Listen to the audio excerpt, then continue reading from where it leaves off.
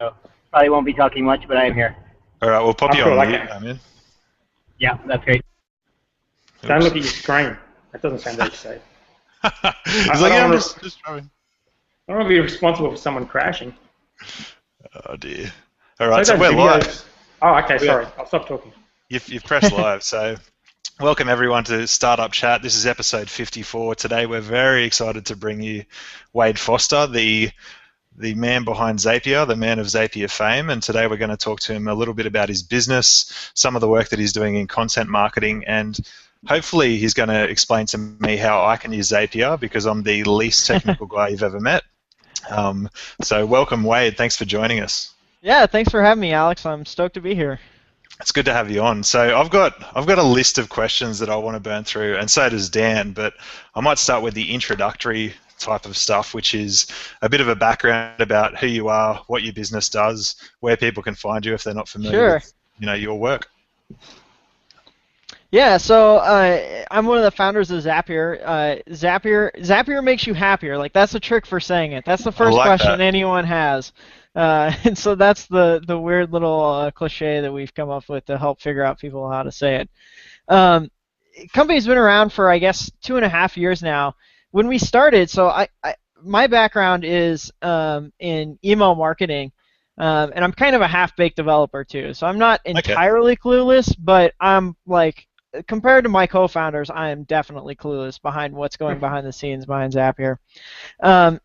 And so before we started, I was like trying to hack on like Mandrill, SendGrid, some of these email APIs, because I was working in email marketing at a mortgage company and trying to send emails based on when certain events were happening in our database.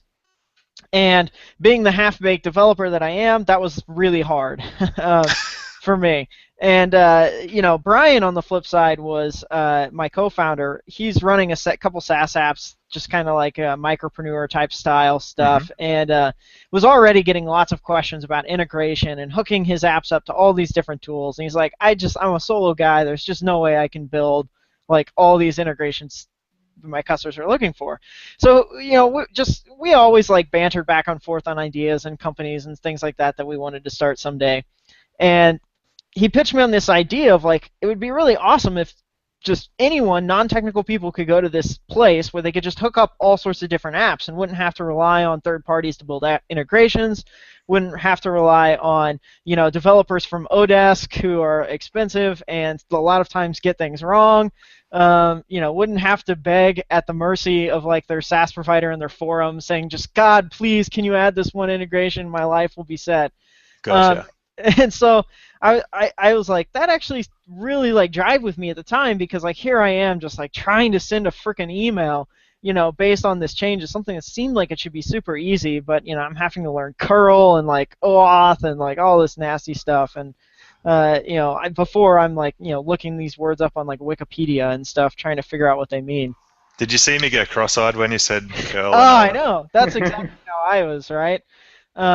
And so that was where the idea for Zapier came. So anyone could just come in and quickly create what we call zaps, which are like automation between two different services. So you could say like, hey, when I get a sale in PayPal, you should add that customer to my MailChimp list. Or, someone fills out my Unbounce form, they should get registered for my GoToWebinar event.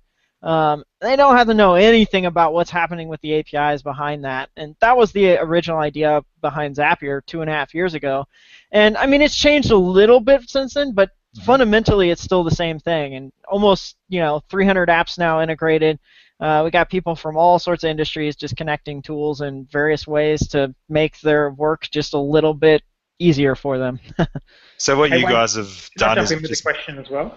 I was just going to say, you're making automation accessible, to really sum it up, right? Yeah, exactly. It's Cool. something that anyone can do, not just developers. Go, Dan. Yeah, so apologies for no. I might just I'll keep the camera on you, Wade, because my camera's not working. But yeah, so just with the launch of the idea, were there competitors at the time? Like, did you look around to see if anyone else was doing this, or was it like, were you the first people to have a crack at it? I mean, this idea has been done many times before us, but mostly in the enterprise software. So pushing, like, there's a company that sold to Dell, there's one that sold to IBM, And it was like for big nasty like on-premise like Microsoft Dynamics, SharePoint integration like tools that did like workflow style stuff.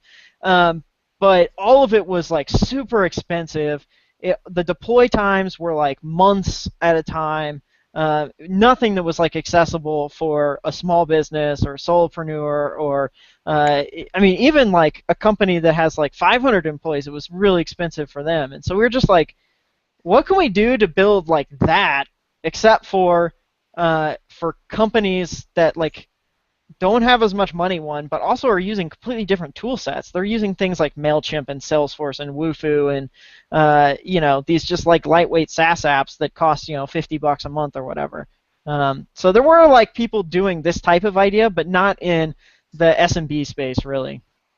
That seems to be a theme that I've noticed in other startups that are happening. I was listening to an interview with the guy from HipChat, and he was saying the same thing where like they were aware of all these enterprise-type technologies, but no one was really doing it for this emerging market of small business owners who are using, you know, the apps you mentioned. So that, yeah, there seems to be, maybe that's a good way for people to think about new business ideas as well, is to look at what's happening elsewhere that hasn't yet happened for kind of the rest of us. Yeah, totally. You want to go, Clap? I've got some more, but I know you've got some more questions. I've got a few to get through, and I think this will help me understand exactly. So with Zapier, let's say I'm a complete technology noob, which I profess to be. I constantly tell people that. But if I'm a small business owner and I want to use Zapier, what would, you know, the top 3 most popular Zaps that you guys have be? So one that I use all the time that is super simple is to save certain emails that I get in Gmail to Evernote. So for instance, I have a swipe file of like I subscribe to a lot of email newsletters. Mm-hmm. For the ones that I really like, I label them as to Evernote. The Zap sends them to Evernote behind the scenes. And so I've got this huge swipe file now of just like great emails that I get from tons of different companies. And so when I'm like looking at Zapier emails to revamp, I just open up that Evernote file and they're all there for me. Cool. And what would 2 other ones be that if you're not just saving emails? So another great one is for lead gen. So if you have a form on your website, which most people have forms on their website, is to, you know, it could be a Wufoo form, unbounced form, it could just be like a regular old form, is to push the leads that you get there into whatever email marketing tool you're using, whatever CRM you're using, or like if you're using a webinar software into like GoToWebinar or something like that. That's like very popular. And lastly is alerts are super popular as well. So if you hang out like in a chat room like Campfire or HipChat or maybe just like Google Chat, you can set up alerts for all sorts of stuff. So like I have one that when Zapier is mentioned on Twitter, it dumps into Campfire. When we get a payment in Stripe, it dumps into Campfire and we can all celebrate. When we get a new ticket on our help desk, that one actually I've turned off recently because it's gotten so noisy. But I used to have that and it would go into Campfire as well. Excellent. Good examples. Over to you, Dan. Yeah, right. Well, I got a lot of questions. I guess a lot of my questions are to do with like how do you guys manage to create so much of this technology? Like I would have thought something like this, and especially Alex showed me the 28 Zaps in 28 days thing. Yeah. Can you tell us a little bit about that? And like, what do you do developer-wise? You mentioned you've got co-founders who are technical. Do you have like a huge team of devs or? No, we actually only have 4 full-time engineers, and our team is 10 full-time people. So it's a pretty small team still. My co-founders are very smart though, that helps. It used to be really challenging to build integrations for us, like when we were just getting started. But what we kind of figured out was just that there's this abstraction layer where if we define an API a certain way, all we have to do is like plug in the endpoints from the different APIs, and then the logic behind the scenes can kind of handle itself. So like once we understood that, we were able to build our developer platform where anyone can now add integrations to Zapier, and it's done via like basically a web form. You just say like, hey, I use, you know, my API uses OAuth, or my API uses API keys, and it's like, okay, cool, here's what you need to do to set up, and you just like click a few buttons, and then you're like, okay, well, a trigger, I need to go to this API URL or whatever, and it ends up taking, like an hour or so to create an integration versus, 2 years ago it would have taken us many, many days, if not weeks, to build an integration. So how does that process work? The owners of the different apps are making their own integrations, and do you just approve them? Yeah, for the most part, that's how it happens these days. Is we've got enough built-up demand where people see all these different services on Zapier. They want to be a part of it. They can hook into this ecosystem where they get hundreds of integrations out of the box. It gets managed by another company. They don't have to worry about API updates. So they're just like, how do we get in?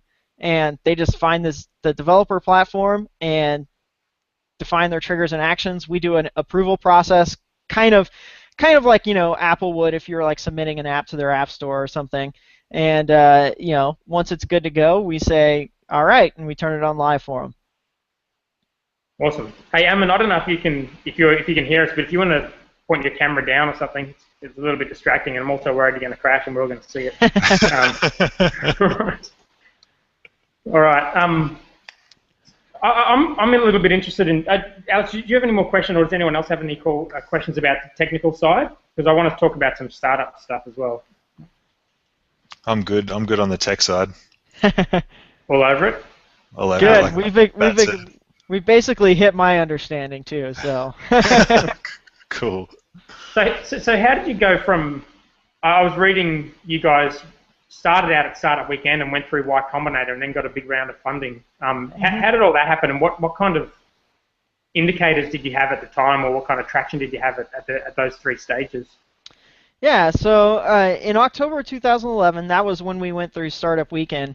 And we did this in Columbia, Missouri, which Columbia, Missouri, for those who aren't familiar with, it's a nice college town, but not traditionally known as like a startup hub. You're not going to see a lot of funding or anything like that around there. So when we came out, we were very much like, we've got to bootstrap this company, we've got to make it revenue generating, we've got to make it a profitable company. And so we all kept our day jobs and worked nights and weekends to try and basically bootstrap the company up. And after about 2 months in was when we got our first customer, who was actually Andrew Warner at Mixergy. Just by a fluke happenstance, he was asking for some integration on Stack Exchange, and I happened to notice it and reached out of the blue and said we could do it. Nice. And by the end of the year, we had 10 people who paid for beta access to Zapier. And we did our beta program completely differently than most people. Most people, it's just like free and give us some feedback because like that's all we want right now. Instead, we were like, no, you have to pay $100 to get into Zapier, and it'll get you access for the length of the beta. We didn't know how long the beta would be, but you'll have access for it for then. And that way, what that did was it got us feedback from customers who were really invested in the problem. And people who were incentivized to pay for a solution. So we knew that we were solving an actual problem, and not just problems that generic like early adopter tech founders, tire kicker type people have. Which That's pretty awesome. Yeah, like in hindsight, it was a pretty smart way to do things because like I'm the type of person that I would try any app under the sun, but there's only certain ones that I would end up paying for.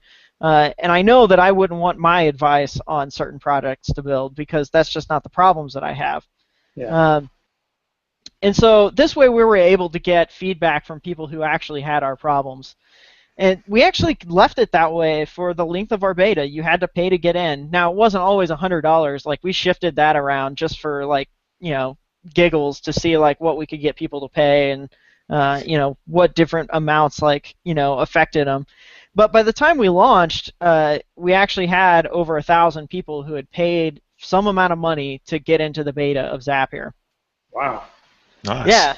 And so let's see, we actually ended up launching in June of 2012, but we got into Y Combinator before that. So in kind of the whole life cycle of this, from October 2011 until about March 2012, we were just kind of like heads down, nights, weekends, trying to make this stuff happen. And we'd gotten up to about 700 or so customers. We realized, like, we can actually, like, this actually has some serious legs. We were hearing from our SaaS partners that we'd integrated at the time, like they were just loving what we were doing because it solved such a huge problem for them too, which was their customers are asking for integrations and they couldn't build them. And so we knew that we were kind of onto something a little bit bigger than we initially anticipated. And so, we kind of thought, like, how can we like grow this a little bit bigger? And one of the things we realized is it would be really helpful if we were in Silicon Valley, because that's where a lot of our partners are located. And having access to that ecosystem would be really helpful for the company. But we didn't know anything about San Francisco, Silicon Valley, or like how any of that stuff is played. So we applied to Y Combinator because we figured they could teach us. And we'd actually applied for the batch before, but that we had no traction. We had nothing at that point in time. But the batch before, was that before you even launched? Yeah, it was right after startup weekend. So all we had was like a demo. We had no users, no like barely any web traffic. Like I'm talking, tens of visitors a week sort of web traffic. So it was like the very beginnings.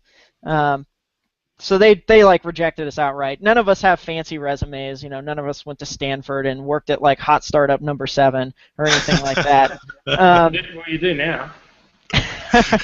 That's the only one. But when we applied the second time around, though, we actually had, we had significant traction. We worked our network pretty heavily, so we had like a dozen or so Y Combinator companies who had started using Zapier. So we started just asking them, like, how does YC work? Like, is this something we should do? What's the process like for getting in? Can you review our application? All that stuff. And we applied and ended up getting in. And so the 3 of us moved to Mountain View, California that summer of 2012 and basically, went full-time, kind of all heads in on the company. And that was actually... You're right, keep going. Yeah, I was going to say, that was actually an interesting time because that was the only time in the history of our company where everyone was in the same location. We're a distributed company now. And so we just for that summer, we just worked on we got as many integrations as possible, and we launched that dev platform, which allowed us to get other integration partners to integrate with Zapier. And those are really the big things that we worked on that summer. And how was the actual process of Y Combinator? Would you recommend that to other people in a similar situation? Yeah, I mean, it's definitely... It's fantastic experience. Like, you're not gonna get hooked up with as many like smart startup people as you would by going through Y Combinator. Like, I just never been in an environment quite like that. So I would definitely recommend anyone do it if they had given the opportunity. How did you rate the competition within Y Combinator? From talking to an Aussie named Nikki Durkin who put 99 dresses through the incubator there, she said that it was hyper competitive and part of it was, pushing forward and beating the next guy. Did you feel that? Did you see much of that?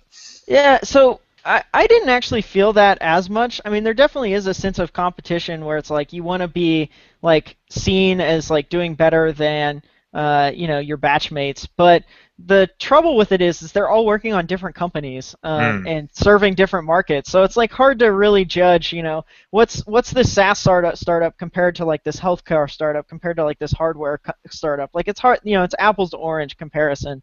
Yeah. So the biggest thing we tried to do was just hunker down and like if we were better than we were the week before, like we were happy. And is there anything that happened that you can pinpoint in Y Combinator that you think wouldn't have happened if you didn't go? Like any major things that really impacted the direction of the business? The biggest thing was access to partners. And the single best way that I can define that is, for months before we got into YC, I was trying to get in touch with someone in Salesforce ecosystem to help us get our app approved on Salesforce, get in the App Exchange, and it just wasn't happening. But as soon as we got into Y Combinator, we got an intro to one of the Heroku founders, and like 2 days later, like we had the contact we needed to basically push through the Salesforce ecosystem and get things live. And that was just kind of like the magic of knowing the right people that we just would have been a lot harder to do in Missouri. I think we could have done it in Missouri. It just would have taken longer. And YC just gives us kind of like, at first it gave us like that instant access. And now we don't even rely as much on the YC name as we just rely on Zapier having tons of integration partners and kind of being respected in the space to get our introductions. But at first that was really hard to get those. And the YC name definitely helped a ton. And what about the investment round? So that actually helped some too. The interesting thing about that was all of the people that ended up investing in Zapier had known about us prior to YC. But the one nice thing about YC is it gives you like demo day. It teaches you how to fundraise. We didn't know anything about fundraising. I didn't know what a convertible note was. I didn't know what equity. Like I kind of knew what equity was, but I didn't know like understand the mechanics of how it all worked. And YC teaches you all that. And it also gets you a meeting. So one of the misconceptions is that like because you're YC, you'll be able to raise a bunch of money. That's not actually true. But because you're YC, you will be able to get a first meeting, which is helpful.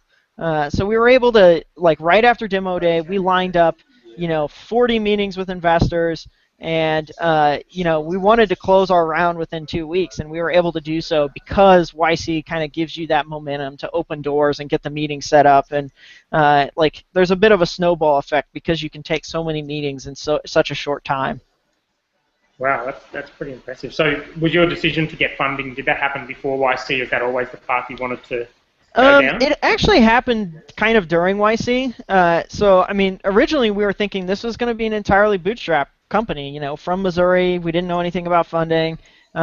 So it wasn't a thing where we were like, if we don't raise money, then this company isn't going to exist. That was not like ever on the plate. It was more like, should we get funding to accelerate what we're doing already?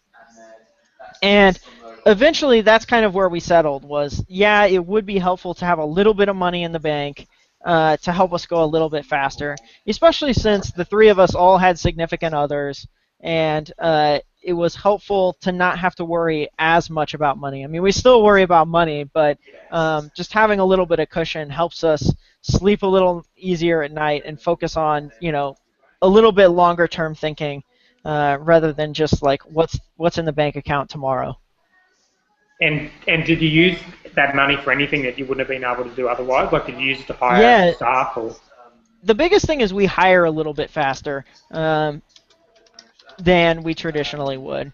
So as soon as like when we raised the round, I was doing support from 8 a.m. in the morning until about 3 p.m. in the afternoon. Like I'd wake up and there was just that much support to do. And my time could be better served doing, like I enjoy doing support, but there was things that I could do that would be more beneficial to the company. So we hired a support guy right away, and he took over 80% of the support and allowed me to focus more on marketing, biz dev, and things that would grow the business.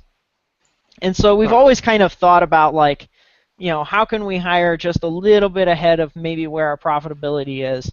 And so we never spend too much, but we're always thinking about growing just a little bit faster than maybe what we could have had we not raised that money. Okay, cool. Do you have any more questions, Alex? I'm going to rip off one of the questions that's in your queue, but physical zaps, like if this then that. I've tried if this then that. I think that's what it's called, IFTT. Do you guys play in that space at all? Horrible name. We don't have very many like hardware zaps. Our big focus is on SaaS, B2B, and that's where we spend most of our time. I think we do have Locatron and what else? I think there might be another integration that's hardware based that somebody else added. I can't think of it right now. It's not something that's top of mind for me. Sure. Okay. What about pricing? Have you played around much with your pricing, and how did you arrive at where you are at the moment? So a funny thing is our very first pricing page was, because we're all nerds and we didn't know what to price it with. There wasn't like any services like we could point to and say like, hey, we should just price like that. They've probably got it figured out. So we kind of had to like figure it out on our own. And being nerds that we were, we priced our plans based on the Fibonacci sequence. So there was $11, $23, and $58. I love that. Totally scientific. But because it was so silly, it kind of got over our fear of charging money for something. We had people sign up for plans. We had people pay us, jump on monthly subscriptions. It totally wasn't optimized at all, but it was like, all right, people will pay some stuff for that. And we tweaked our pricing plans 3 or 4 times since then, and we'll do it again. We know we're not perfect, but it's definitely something we're always trying to figure out, like how we can, best align our plans to what the value our customers are getting from the product. So what about the free zaps versus the premium zaps? Is that kind of the model that you think is the best way to go? Yeah, that's actually worked out quite well.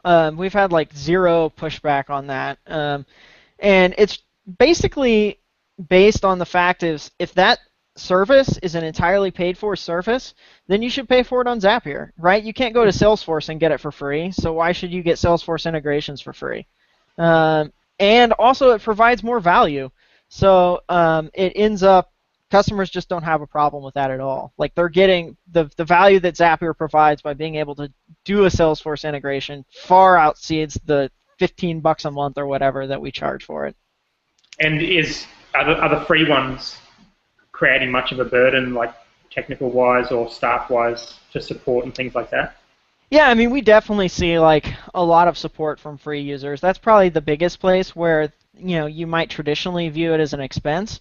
However, we think it's kind of worth it just for the word of mouth marketing that we get from having a free plan and also being able to give like really, really good support even for free users. Can we talk about your support for a sec there, Wade? Because I know that you're quite hands-on still in some aspects of your support. Is that right? You still get in and help out? Yeah, I spend probably, I'd say 10% of my week I spend doing support still. Okay. And in terms of like retaining your customers and keeping them happy, what have you found that works to keep people coming back? Is it just that they rely on the product, or do you regularly touch base with them, tell them what's coming? Is it a combination of these things? Yeah, it's a combination for sure, and it's actually quite challenging for us because Zapier is the type of product where you don't actually go to it every day, right? You set up a Zap and ideally you forget about it. It just works, right? Which is kind of hard when you're trying to like build a brand that people are thinking about and coming back to. So we try to send out like everyone that signs up gets opted into a weekly summary email that just kind of shows like what their Zaps have done this week. We also try and get them to subscribe to like our blog. We try and get them to subscribe to our product updates blog, which is another weekly email that says like, hey, here's a bunch of new triggers, services, actions that are on Zapier. Just things to make them realize like we're still around, they should be thinking of us. Yeah. And do you have just regular touch points just to let you know? Exactly, yeah. Just make sure they know that we're still alive and kicking and doing something for them. Because even if we aren't, like, one of the interesting things we see is, like, even if there isn't something that we can solve for them today, it's highly likely that in 2 months or 6 months or 12 months, they will be in a situation where Zappy can solve a problem for them. Whether because they've entered a new position or doing something different in their line of work, or because Zapier has got new integrations or new triggers or new actions that fit the things that they're already doing. So we just want to make sure that we're like staying in touch with our customers and letting them know that this is actively being developed and worked on. Things are getting better all the time, and hopefully they'll just keep checking back in and see what's going on. Cool. I think I cut you off, Dan. Yeah, so is there a channel of new customer acquisitions that, other than word of mouth, that's a really big channel for you? Yeah, we rely heavily on our partners, which is pretty fantastic. So, every SaaS service or most SaaS services have like an integrations page or a marketplace or a partners page, and any of those partners, we make sure that Zapier gets listed. If possible, we try and get us listed multiple times for the different integrations that we enable. And so those will link back to specific pages on Zapier that are for that service or for that pair of services. So like we'll have a Salesforce integration page, and then we'll also have like a Salesforce MailChimp integration page, Salesforce Eventbrite integration page. So there's pages for all these different types of integrations that you might possibly be looking for. And we get those links then from all these services, which they're highly trafficked sites, and they send really targeted traffic to us. Even if the volume isn't high, the quality is so high that the conversion rates are just insane from a partner page. Nice. All right, we've got a couple of final questions. I think that was a question from you, Alex, but I'll ask this one. Was there anything a mistake you made early on that you slapped yourself in the face for making? I'm pretty sure Alex wrote that. I wouldn't write that. Yeah, totally. We did one of the things we did early on was try to build our launch email list, and we did a great job at it. By the time we launched, we had over 10,000 people on an email list waiting for Zapier. The problem was we never emailed them except for when we launched. So we had these stale email addresses from 6 months ago, or that just they totally forgotten what we were, and like looking back on that was just like a huge miss, because if we would have interacted with them even if it was just once a month, sent them something, I think we had a much higher chance of converting them into actual Zapier users. But man, we screwed the pooch on that one. I like that. I really like that. It's something that's so hard for people to do. I was like, we don't really have anything to report. The product's not ready. What can I send them an email about? And I just kind of like psyched myself out of sending them an email. A question about like validating. Well, I don't even know if I want to use the word validating. I know it's a dirty word in front of Dan, but if you had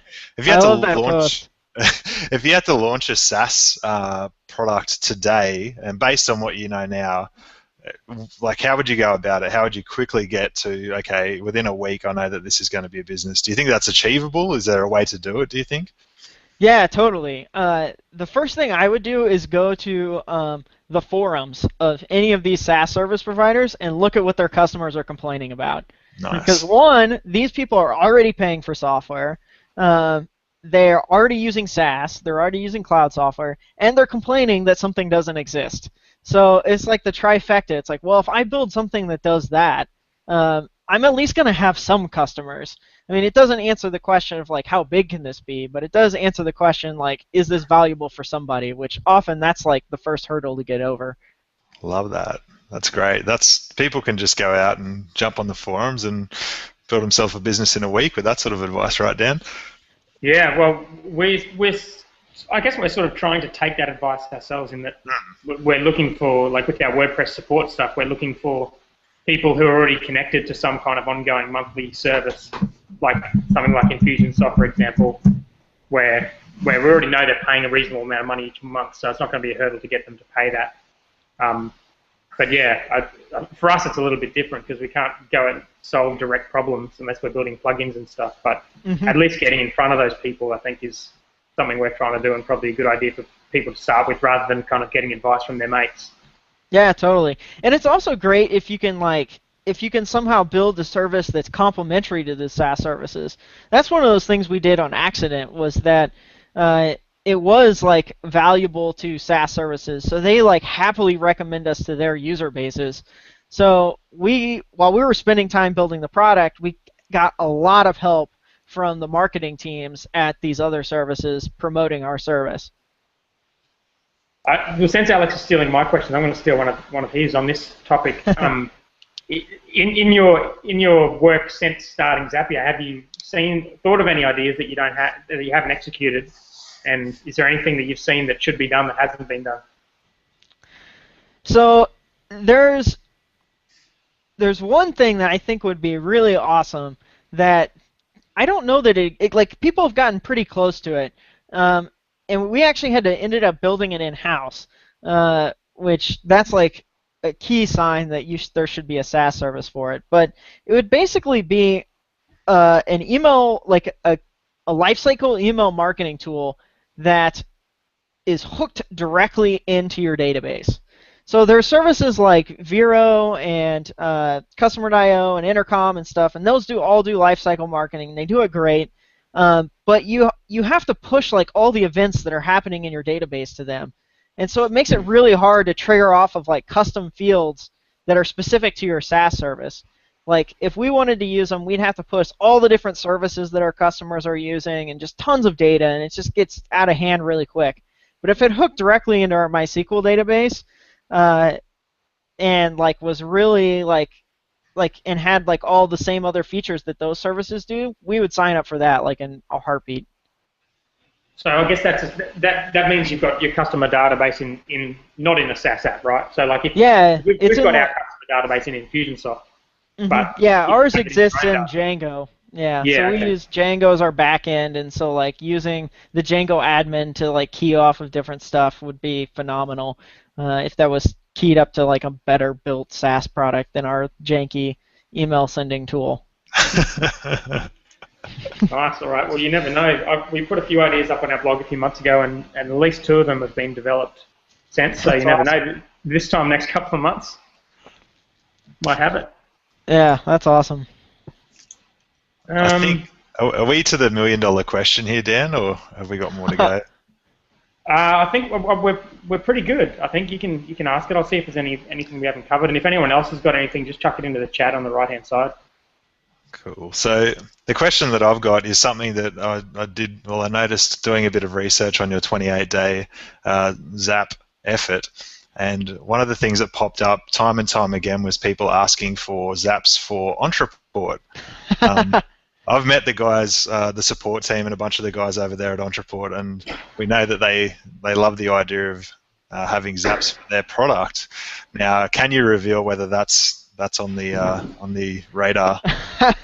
Well, I will say the demand on that post was quite high, so if we would seem quite foolish if we didn't do that. I'll say that much. Okay, so Entreport users can read between the lines on that one. Stay tuned. Yep. Fantastic.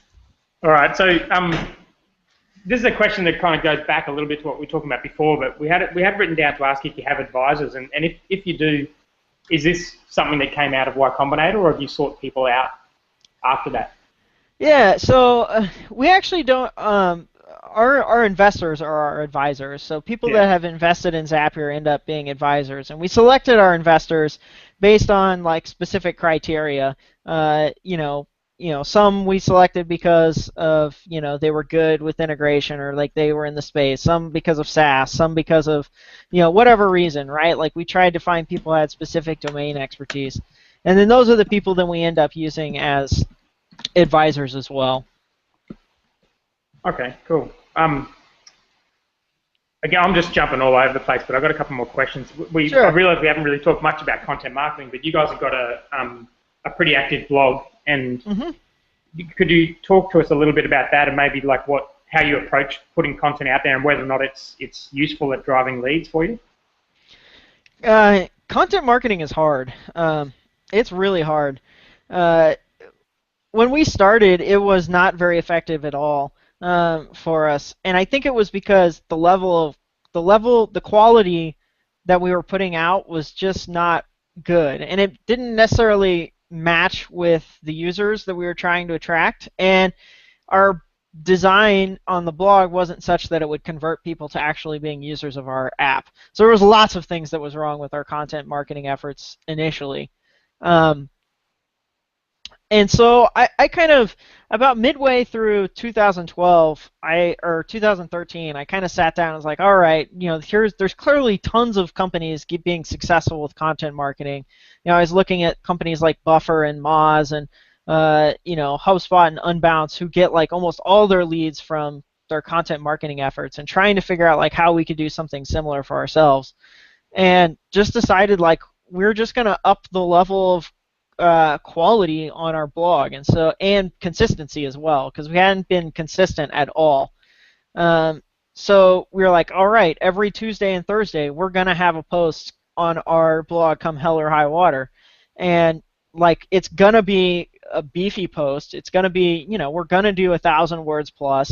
It's gonna cite like a lot of our partners, because that way we can get our partners involved in promoting our content, and we can promote them as well through it. So hopefully we can play on the fact that we've got, like, they have audiences, and try and pull some of them into reading our content. And we're going to try and focus around like a certain theme. So we're like, okay, well, let's focus around productivity and tools, and a little bit more on like company building stuff, which seems to be what our users were interested in reading.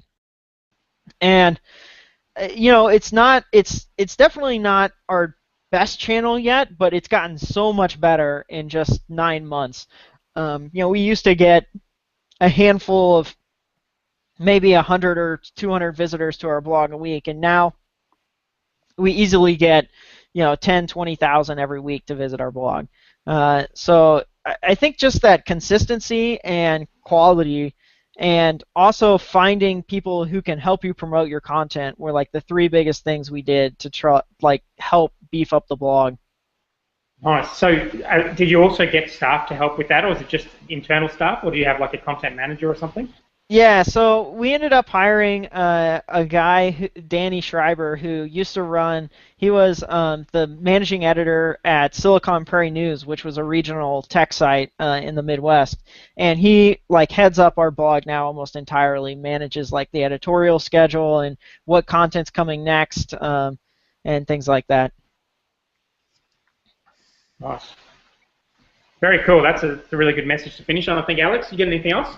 I just want to reiterate how important that message is for people who are thinking about doing content marketing for their business. The fact that quality and frequency is what's going to set you apart from every other blogger out there who's just putting a post up here, there, maybe every couple of weeks or months. If you've got a target and a specific plan, then you're setting yourself up for success, I think. So that's great. Thank you so much for that, Wade. Yeah, it definitely, I mean, it seems obvious in hindsight, but it's definitely hard to execute on. Awesome. I think even just the design, like you go to some of the really top blogs, like you mentioned, Help Scout or Kissmetrics or whatever, just the design is so good that immediately when you get there, you can just tell that it's a legitimate kind of location. Mm-hmm. And it's the same with yours. Like obviously you've got people who know how to make things look pretty, and it all looks nice and professional. And I think that actually is like a pretty underrated feature of a good blog, because you're not just scaring people off because you've just got it filled with all kinds of crap.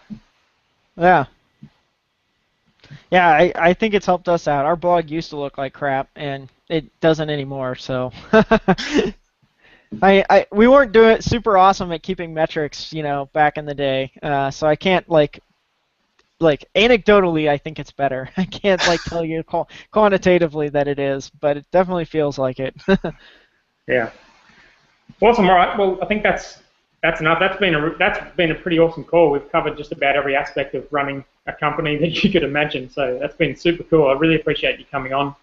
Yeah. And yeah, I just encourage everyone to check out Zapier. We've started using it with automating calendar appointments to Trello, but I mean, every time we think of if we can do something, it's like we get on Zapier and see if there's a job for it. So yeah, you guys should check out some Infusionsoft stuff. I'm sure there's some awesome Infusionsoft stuff you guys could do. Yeah, I'll have another look at that. There's definitely a few things with Infusionsoft, and we're trying to work out what we do with our support, where with the help desk and everything, because we've got a little bit of automation going on with that. But yeah, there's definitely some more we can do with that. Well, Dan, I think I've got the confidence now to jump in there and just start zapping things. It sounds pretty easy to me, so just let me jump on We there. can pronounce it at least. That's There you go. You're good. You're good to go. Perfect. Perfect. All right. Awesome. Thanks again, Wade. Cool. Thank you, Thanks Wade. for having me, y'all. It was fun. All right. See you later, guys. Cheers. Bye.